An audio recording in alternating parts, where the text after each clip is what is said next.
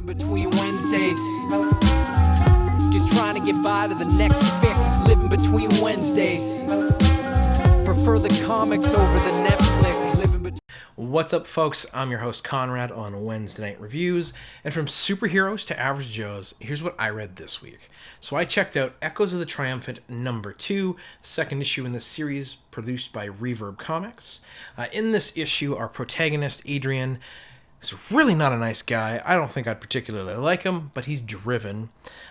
Is investigating a warehouse ran and owned by the Lionheart, who's like a crime boss, who's superpowered. And our first scene is basically two people with powers, or freaks, on the roof doing some sort of work. And they're being guarded by two armed men in suits, basically, like combat suits. And as Adrian sort of stealths along and checks them out, he basically sees one of these guards get attacked because the freaks just go, screw it, we're superpowered compared to these guys, we can take him. And they turn on the guy, gun him down, and literally throw him off of a building. And that sort of sets Adrian off. He goes out, he takes the two guys down, and then the remaining superpowered individual basically attacks him and he floors him. And he starts asking him, what's the Lionheart doing here? What is this building for? What is he doing? What's his plans? And the guy won't give it up. And Adrian starts applying pressure like any good vigilante would. He starts, hurting him just a little bit. But something in him doesn't quite handle it right. And he snaps and he starts going further and breaking bones and, breaking the guy's hands, cracking ribs, really just laying into him for no constructive reason. He's just hurting him. And as soon as he's done with him, he starts, a little bit more investigating. And we see a purple-clad figure sort of following him, keeping eyes on him. And the next thing we see is Adrian runs into the Lionheart himself, who comes out of the shadows and just starts laying a beating on Adrian.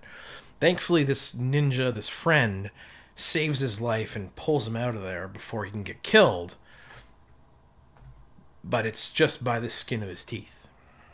And we don't know who this mysterious new friend is. Overall, Echoes of the Triumphant #2 was a good read. It's really fast-paced. It packs a lot of detail in, and I really enjoyed the fact that the art has improved since the first issue. Obviously, in the world of indie comics, there's a lot of people that are newer. There's a lot of people that are sort of feeling out their first series and really getting into it. And with Echoes of the Triumphant 1, the art was solid. Coloring was really good. Overall, good book. #2 only builds out on that, not only in the story, but also in the drawing, the art, the coloring especially, the way that they've depicted the world. And I'll show you some shots here, and maybe some shots over here. I really enjoyed it, and when it comes to how this series is going to unfold, I should really look forward to it. The creative team behind this book is having a lot of fun, clearly, as well as keeping it sort of dark and gritty. Speaking of the creative team, so again, here's the cover for Echoes of the Triumphant #2.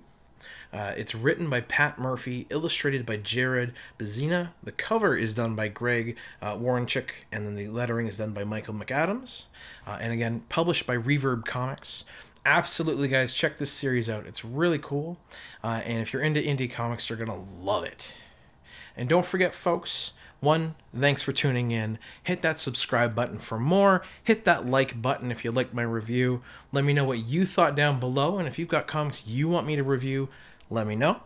And last but not least, check out your local comic shops. If you're in Toronto, you can check out Silver Snail, The Beguiling, check out Sidekick Comics in Leslieville.